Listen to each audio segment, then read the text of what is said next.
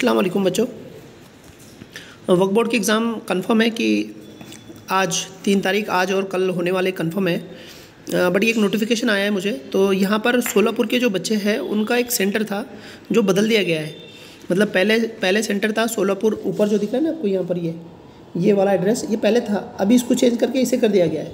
जो पहले था उसका नाम है Solar Digital hub gate number 16/1 Solapur Barshi road, Gulvanchi Solapur Maharashtra, है ना। तो ये पहला सेंटर था, अब बदल कर ये हो गया है Solapur digital hub gate number 72 1B 2A plot number जो भी है।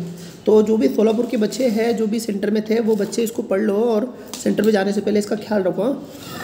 बाकी जो बच्चे हैं उनके लिए कुछ नहीं है, बाकी बच्चे अपना जो सेंटर था, जो टाइम टेबल था, जो शेड्यूल था उसके हिसाब से ही है, ठीक है। और ख़ास बात जो स्ट्राइक था, जो ट्रक वालों का स्ट्राइक था वो भी रात में पीछे जा चुका है, तो एग्ज़ाम टाइम पे होने वाले हैं। तो आप परेशान मत होइए, 10 बजे तक सारे पेट्रोल पंप चालू होने वाले हैं, तो किसी बात की फ़िक्र ना करें। और कुछ प्रॉब्लम बहुत सीरियस आई तो मुझे कॉल भी कीजिए, लगभग सब बच्चों को मेरे पास मेरा नंबर है ही।